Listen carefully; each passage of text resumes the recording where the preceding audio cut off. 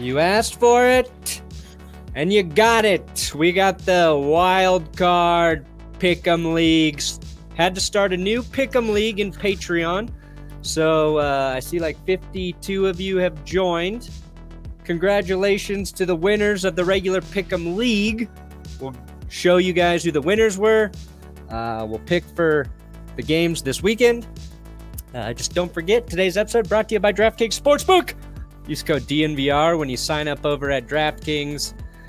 I'll talk about I parlayed a bunch of teams to win this weekend, so we can talk about those as we make our picks. And if you're thirsty for some coffee, which will ultimately dehydrate you, benchwarmerbrew.com. The most dehydrating coffee you can get. Cleanse out your body. Just have some water too, because I don't want you to die. Yeah, I just want to say there was a report out yesterday that COVID can allegedly shrink your penis by 1.5 inches. Our coffee does the opposite, allegedly as well. Our coffee, good for growing the loins. Yeah, that's proven in the court of law. Yeah, the law proved it. It looks like we'll probably separate the Pick'em episode from the midweek podcast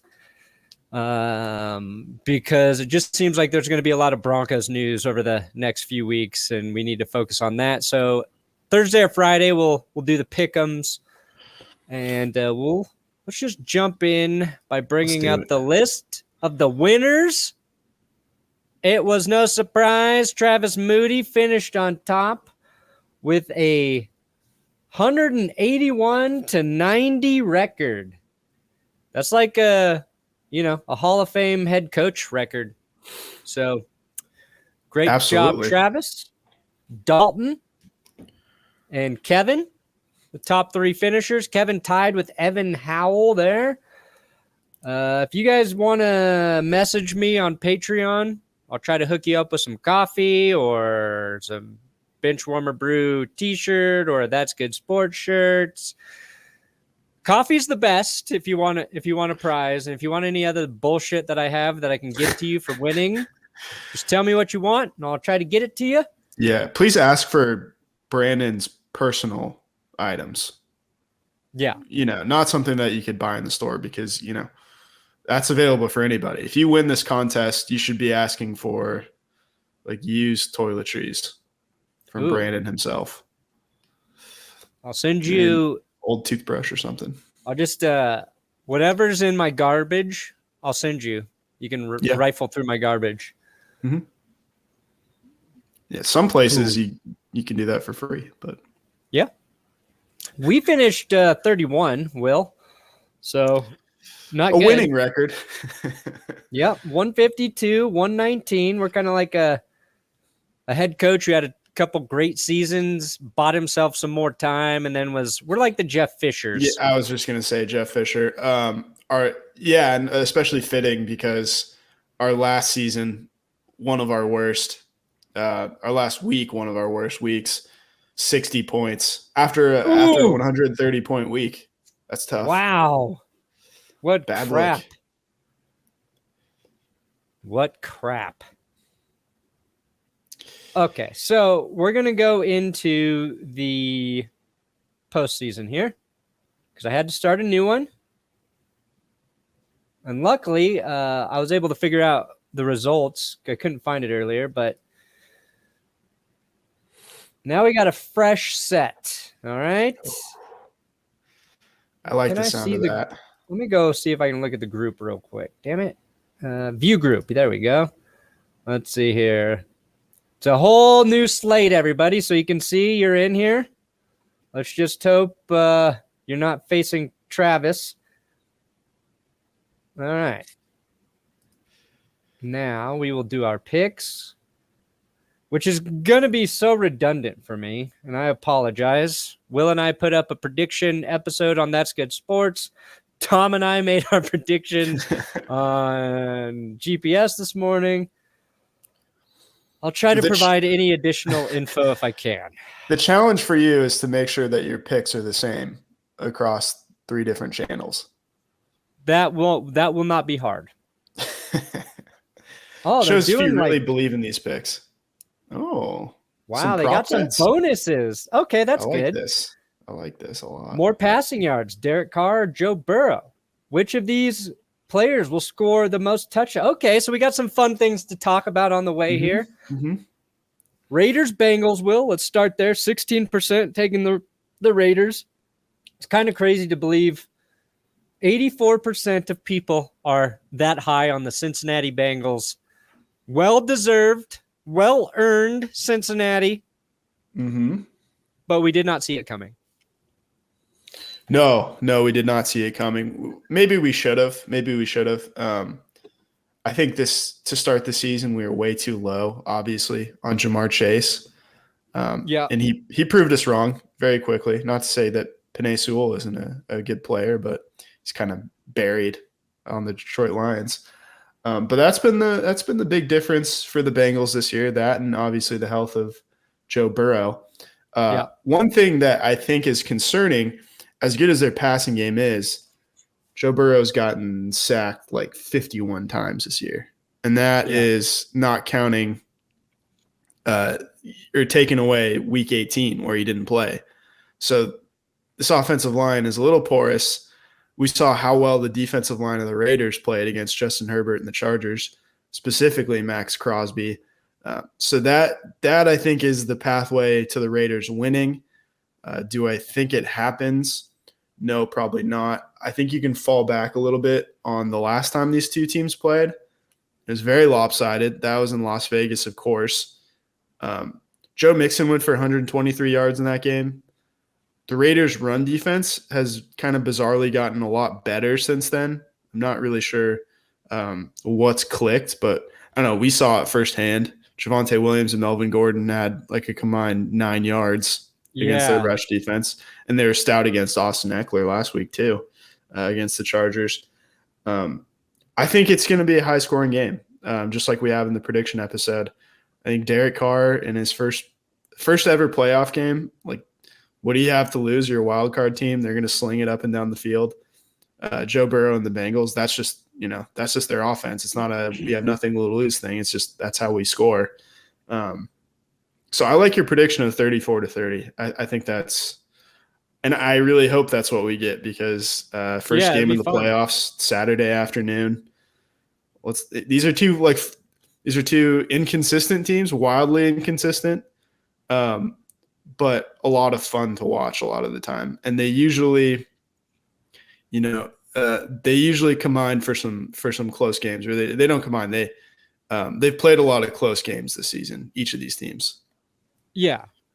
I think the Raiders, like, you're looking for Darren Waller to kind of have a big game in his return. He came back from injury, but even before that, he's kind of been underperforming this season statistically. Hunter Renfrow, I believe, has had the most targets and receptions this season. And kind of like the surprise guy is Zay Jones. They seem to have – he seems to be the guy that makes the big play for them in their passing game when they sort of need it. So it'll be interesting. One of those guys needs to step up and kind of has to dominate. And obviously it's kind of hard to pick Hunter Renfrow as that guy because he's always going to be like just putting up solid, decent numbers. But, Waller, Zay Jones kind of needs to do what Jamar Chase does and give you a couple of those big touchdowns or just big gains in the passing game to change field position, change momentum. But I think we both believe the Bengals win, so we'll take the Bengals there. Yep. More passing yards. Ooh, Derek Carr had more passing yards than Joe Burrow this season. Again, Burrow didn't play that last game and really got a boost from his 2 final games of nearly 1,000 passing yards. But I'm going to have to go with Joe Burrow taking more passing yards, just like the 90% of the people. Yeah, I mean, you can look at the whole season in total, and you'd probably take Derek Carr. But if you want to look at the last few games, I think Joe Burrow is the safe bet. They've really been in a crazy rhythm. And, neither of these two teams have, crazy good secondaries, but the Raiders can really be a liability at times. Yeah. All right. Which of these players will score the most touchdowns in this round? Jamar Chase, who leads the pack at 53, Stephon Diggs with 25%, Josh Jacobs 7%, Damian Harris 15%. I actually like Damian Harris. I was going to say that too. I was going to say Damian because it feels like, it's one of those, the playoffs. It's going to be like a running back kind of getting 2 touchdowns in the red zone, 2 or 3 touchdowns in the red zone. I'm scared the Patriots, they should use Damian Harris. He's performed the best against the Bills. But it seems like a classic Belichick sort of, you think it's going to be Damian Harris, but for whatever reasons, they feature Ramondre Stevenson, or however you say his name, Ramondre Stevenson, Zach, Steve. I kind of want to go with Josh Jacobs here. I like picking a running back over these 2 wide receivers just because, wide receiver touchdowns are a little more random feeling than, you get inside the 5-yard line. It feels like both of these teams are just going to give it to Jacobs or Harris. Yeah, I'm good either way. If we're going to go with a high scoring game in Cincinnati, Josh Jacobs scoring a couple touchdowns feels possible.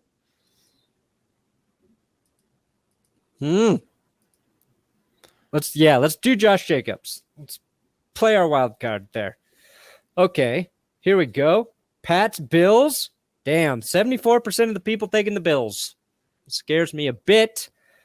But I think the reason everybody's taking the Bills is because we trust Josh Allen more than we trust Mac Jones to step up in the postseason. Haven't seen Mac Jones elevate his level of play for a while. No, he's kind of gone downhill a little bit. He had a tough game last week against Miami, threw a pick 6. I think when you look at the last 4 times these teams have played, Buffalo's won 3 of those. The only one that New England won was the Blizzard game where Mac Jones threw 3 passes. I think that's kind of an aberration, and you kind of have to throw that game out. The Bills have been pretty dominant against the Patriots post Tom Brady. I think they get a win. I think they get a win at home. Really hard to win in Buffalo in the playoffs. Yeah. Especially they get the full crowd back after last year. Yeah. That's so big. I don't doubt the Patriots can win, but I'm going to take the Bills. I think this next question's easy to answer, in my opinion. Will Josh Allen record 250 plus passing yards and 50 plus rushing yards? Yes or no? 33% of the people saying yes, 67 saying no. I lean towards no. Yeah, that's a no from me too. I think he gets over 50 rushing yards. I think he's somewhere in between 200 and 250 passing yards. Yeah, I feel like one or the other is going to happen, right? Like he might have well over 50 rushing yards, which means his passing yards are probably going to be lower. And if he's lighting it up through the air, he's probably not going to run as much. So we'll take the no. I like colder game. If he gets over 250 and 50, I think Buffalo wins by a lot. Oh, yeah. If he's doing whatever he wants on offense, I agree. Okay. Because I think the Bills defense might score as well. What are you thinking? A little Micah Hyde touchdown? Teron Johnson with another playoff pick 6? Ooh, yeah. Jordan Poyer, or just like a sack, a strip sack, a fumble, scoop and score type scenario, Getting big man touchdown maybe. Ball is really hard and cold, bounces off somebody's hands. Could be an easy pick. Not even the the funniest thing would be if the Patriots were returning a fumble for a touchdown, and Cole Beasley came out of nowhere and knocked the ball out of the back of the end zone at the 1 yard Oh, line, yeah. just like Don Beebe. Yes. Give me that. And another the Patriots special teams they like this season they had more gaffes than I can ever remember. So maybe a muffed punt or a blocked punt, something wacky's got to happen in that cold ass weather. Then we've got Eagles Buccaneers. Wow, just 7% of the people believe the Eagles can beat the Bucs. Now, I've already picked the Eagles twice. So ain't no backing down now. No, we can't. I mean, it's not going out on a huge limb, I don't think, to pick the Eagles in this game. These two teams played earlier in the season, and that was a Thursday night game, and it was actually pretty close. There's a taunting call near the end of the game. What was the taunting penalty? I can't remember who was on, but like most taunting calls, a little bit controversial. Gave Tampa Bay a first down late in the game. I liked how Jalen Hurts played in that game. I think he's only gotten better as the season has gone along. I think the Eagles have figured out who they are since then, and we know who they are. They are the best rushing team in the league when Lamar Jackson's not on the field for Baltimore. The Buccaneers, they have allowed, I think, the second fewest rushing yards in the league, maybe the first. But in terms of rushing yards per attempt, they're middle of the pack. They're 15th.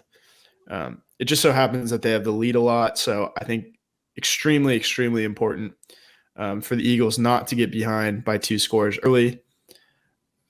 I just looking at all the games this week, this feels like the most likely upset. You can just kind of picture it because Tampa Bay plays a lot of afternoon games because they're usually in the primetime slot for Fox and CBS.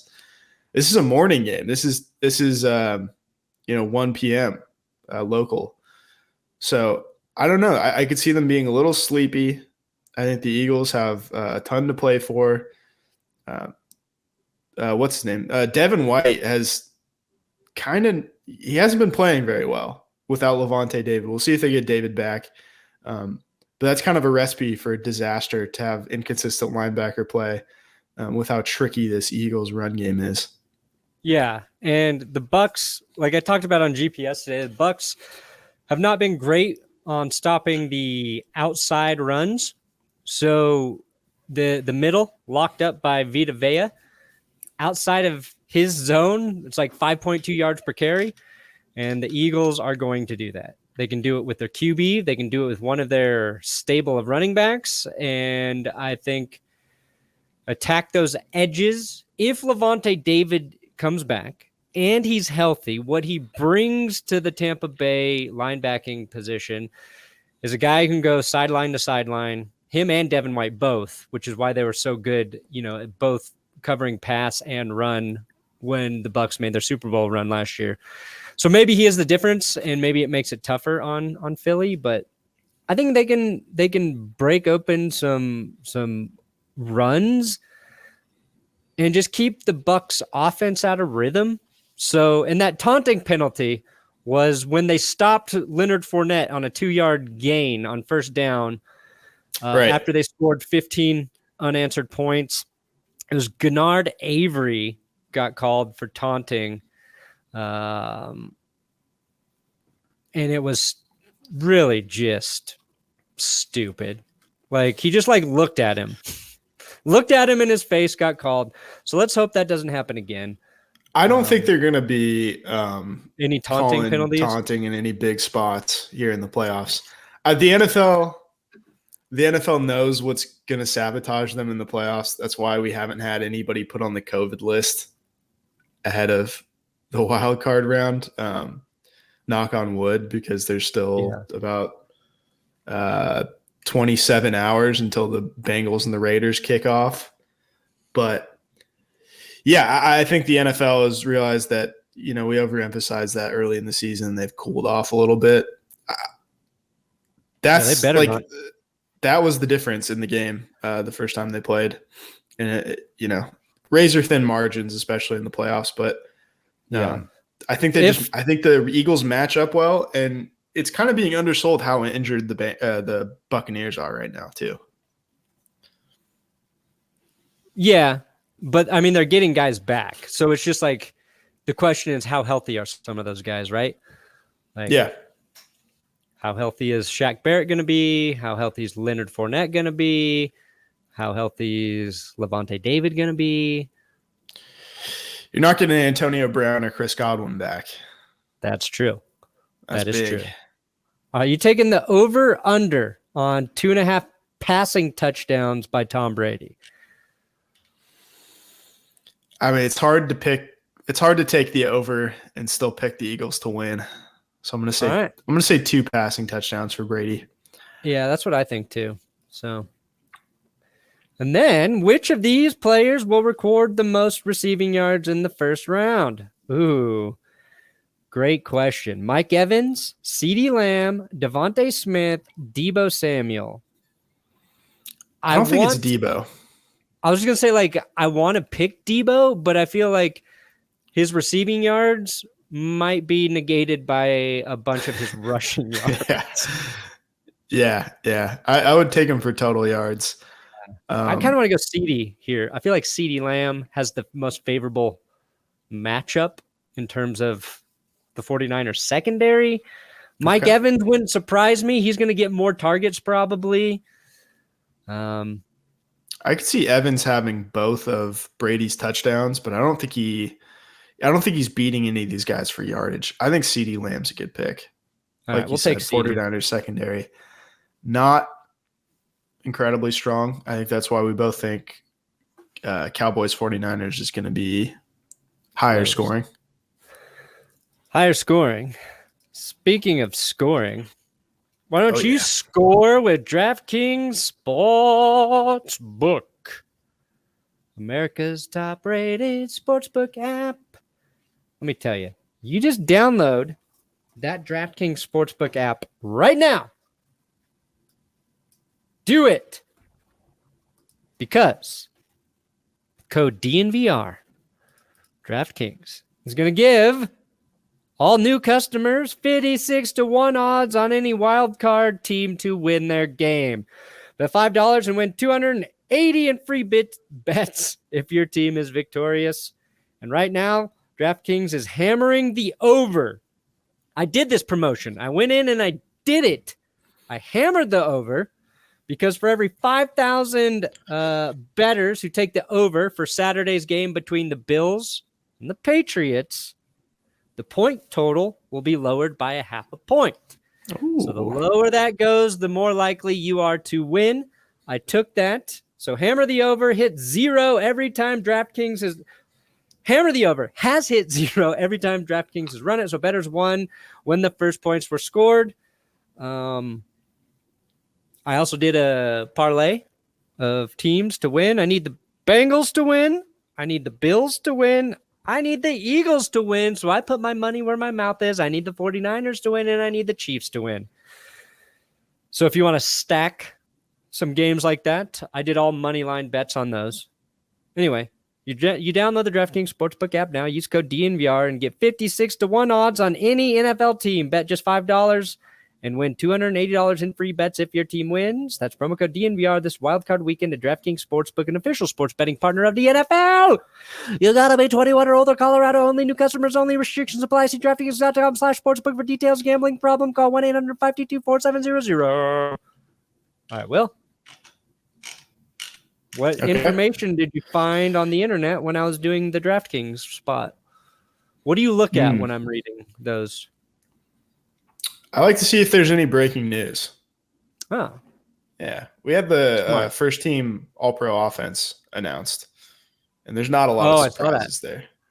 No. Aaron Rodgers topped Tom Brady. Yeah. I might tell you a little something about who's going to win the MVP, huh? Yep. You probably bet on that at DraftKings too.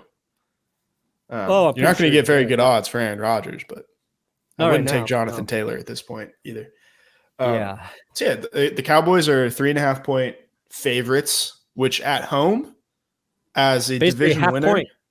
Half point. against the 6 seed 49ers that means Vegas is not very confident in the Cowboys. I'm not super confident either. They got their nice little confidence building victory against the Eagles JV team. I don't put a ton of stock into that. No.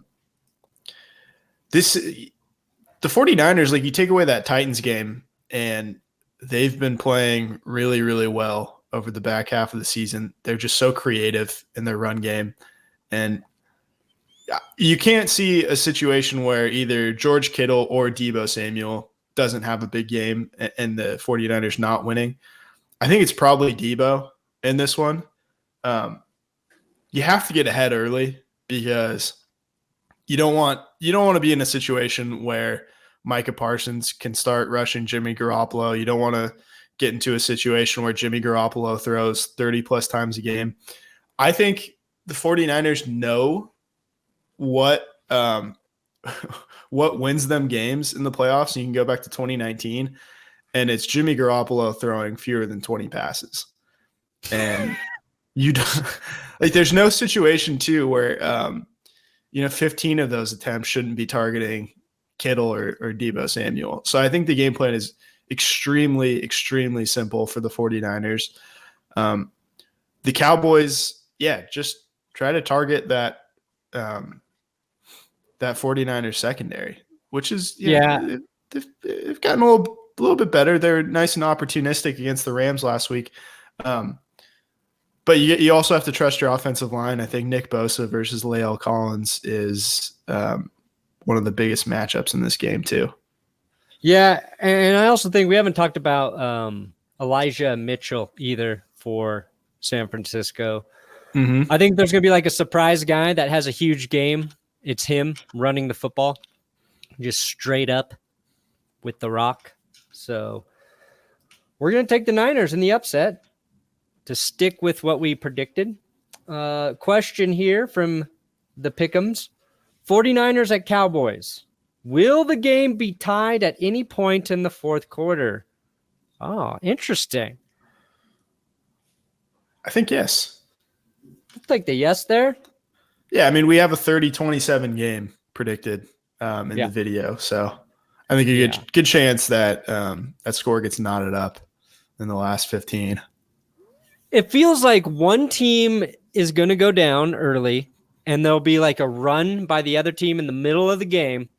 So maybe the Niners jump out to like a 13-point lead, and then Dallas scores a couple touchdowns right away, and then you get the back and forth exchange, and then fourth quarter, it's tied or it's a 1-point lead by one of the teams. I feel really good about these games. I think we're going to get some really, really good games this weekend. Yeah, it shook out nicely, except for maybe this one. This is the one exception I was going to mention. I do think that Chiefs win. That's certainly not going out on a limb. 93% of the public agrees here on ESPN. I don't think that it's a blowout. I think the Chiefs won 36-10 the last time that they played. I think this one's lower scoring, but I don't. And I wrote this in the video, and this is not the most analytically minded prediction.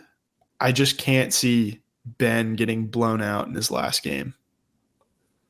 Yeah, well, what's weird is like this game's being looked at in my eyes as like the Chiefs playing the Texans in the postseason. Right. Like when that would happen and the Chiefs, like the Texans just shouldn't have been there. They weren't good enough. They had like Brian Hoyer starting at quarterback. He's getting hurt in the games, and the Chiefs just wreck them. The Steelers gutted their way through the season. They're not a great team. But they do a lot of things really, really well. They have a great they have great Yeah. parts of their team and bad parts of their team too. Yeah. And like the way I look at it is Roethlisberger's playing better than Peyton Manning was when the Broncos made their 2015 Super Bowl run.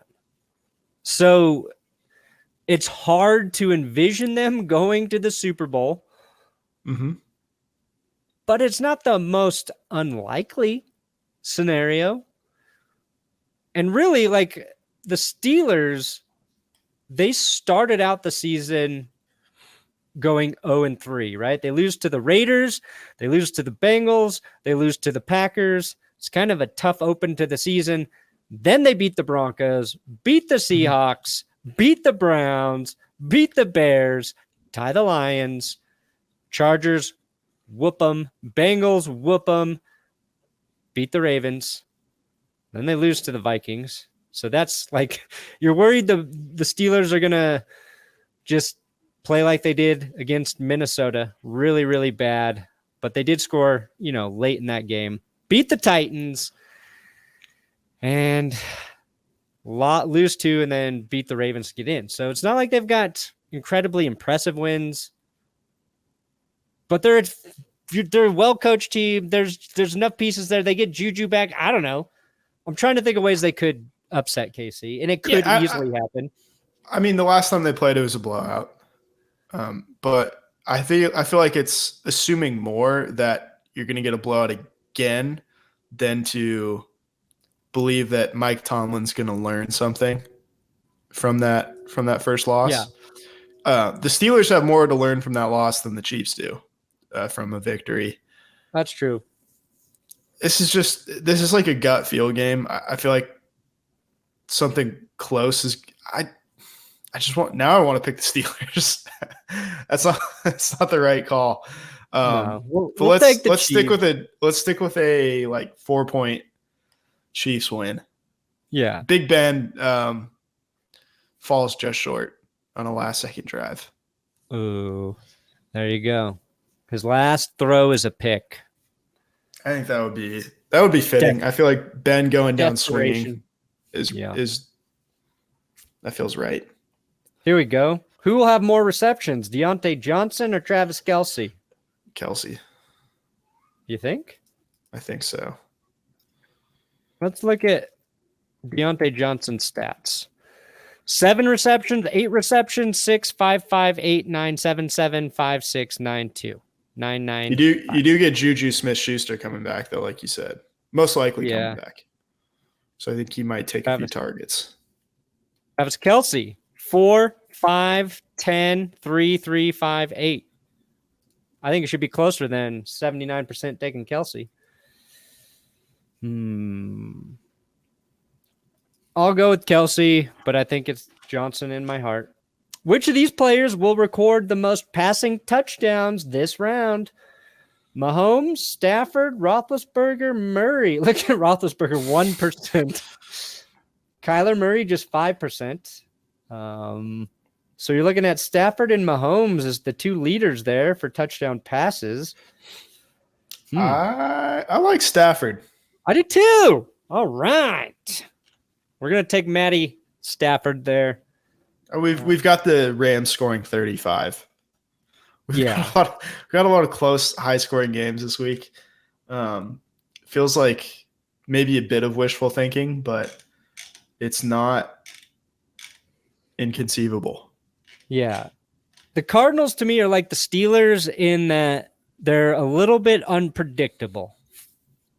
Like, I can't bank on them to win. I think they'll play well. I don't think they're that good though, like the Steelers. But it's not like they're not bad. They're not good. They're just the Cardinals. We took the Rams, and I can easily see the Cardinals winning this game. Not like the Rams are foolproof. They've had their struggles. But Kyler Murray's got to be better. Their receivers have got to be better. I don't know. They need something from their defense. There's just questions around Arizona. What do you got, Will? What do you got There for me? are a lot of questions. This is kind of like the first game to me in that whoever you're picking, you don't feel really good about it because either you're picking the Raiders to get their first playoff win since January 2003, or you're picking the Bengals to get their first playoff win since January 1991. In this game, you're either picking for Cliff Kingsbury to get the win on the road in the playoffs, or you're betting on Matthew Stafford to get his first career playoff win. Correct. I feel better about Stafford. Yeah, I feel better about Stafford. I feel better about Sean McVay being the head coach than Cliff Kingsbury. I feel better about the Rams defense. Like, I know getting J.J. Watt back could be huge for Arizona, but I mean, Von Miller's been playing well. Don't underestimate Aaron Donald in the postseason. You'd still have Jalen Ramsey on the back end, even though you got to bring in Eric Weddle. And we incredible. We haven't seen Kyler Murray be clutch yet late in the season. So I know it's a dumb kind of weird narrative, but he did not play well against the Rams most recently. So we'll take the Rams. Over under. Really quick, I could see Cam Akers being a weird sort of monkey wrench in this game because the Rams have been below average running the ball, and I don't think it's like totally likely because he's still coming off of a torn Achilles, like not that far removed from a torn Achilles, which is the most devastating injury in football. But there's a scenario where he pops off and has like 130 yards on the ground. Yeah. There's also a scenario where he fumbles because he's not in game shape. Just as likely. As likely. But it adds a little wrinkle to this one. Yeah. We didn't even mention Cooper Kupp or OBJ. You know, Cooper Kupp could be. Damn it. Okay, good. I accidentally clicked the Truly ad. All right. Over under 99.5 receiving yards for Cooper Kupp. I'm going to take the over. Yeah, I think he definitely hits 100. I think he hits 100 on the dot. That said, like we pointed out in the episode, the Cardinals did hold him earlier in the season to his lowest receiving total at 64 yards this year. Other than that, his 3 or 4 lowest were like 92, 94, 96. He had 100 in all the other games. So I do like the over just based on the actual stats there. Does this game have a Manning cast? Oh, I don't know. I don't know that they do. I don't think I would watch it for a playoff game, though. I would. I don't want to get like distracted by like Dr. Dre and David Koechner while two teams are battling it out in a playoff game. As someone who has live streamed all of the Broncos games this season, I'm getting used to the idea of missing a lot of information while watching NFL games, and I'm okay with it now. Okay, there will be a Manning cast. Wow. Huge news. Future Broncos owner Peyton Manning. Here is your first pro all-team. Aaron Rodgers, Jonathan Taylor, Devontae Adams, Cooper Kupp, Mark Andrews, Trent Williams, Tristan Wirfs, Joel Bitonio, Zach Martin. Zach Martin. Yeah, there we go. Jason Kelce. TJ Watt. That's Travis Kelce playing center. Yeah. Miles That's why Garrett. he doesn't have very many catches this year. That's right. they did a Freaky Friday. Yeah. Aaron Donald, Cam Hayward. Yep. Micah Parsons. Darius Leonard. Devondre Campbell. Yep. Packers linebacker. Trayvon Diggs. That's the only interesting one. J.C. Jackson might have been a choice there. Jalen Ramsey, Byard, Poyer, Baker, Tucker, Cole, Berrios. Berrios was a huge bright spot for the Jets late in the season. Could you make a case that Patrick Surtain deserves that Trayvon Diggs spot over Diggs? That's probably a bit of a stretch. I mean, is it? Probably. It depends what you want production-wise out of a corner. Would you rather get a guy who gets burned and picks off a ton of passes, or a guy who's just stout and picks off a few passes? Yeah. I think if you're going forward, like both teams would take Surtain over Diggs. Yeah. Like you want Diggs if you've got a really good quarterback, right? You can live with getting burned if you're giving your quarterback a few more opportunities. Diggs, he's kind of like Marcus Peters, you know what I mean? Where he's just like a little bit of Peters on steroids. Yeah, with way more picks. Anyway, we picked all the games. Them's our picks. I wish all of you the best of luck. Yeah, in the Pick'em League, not as good luck as I'm wishing myself and Will. We are going to reclaim our dominance through the postseason and remind you all why we host this show and not you. We got the football picks right. And I have an incredible hunger for attention. That's the real reason. Yeah, same here. Okay, well, I'll say goodnight. And I will say that John Elway played his entire career without an ACL. And then I will say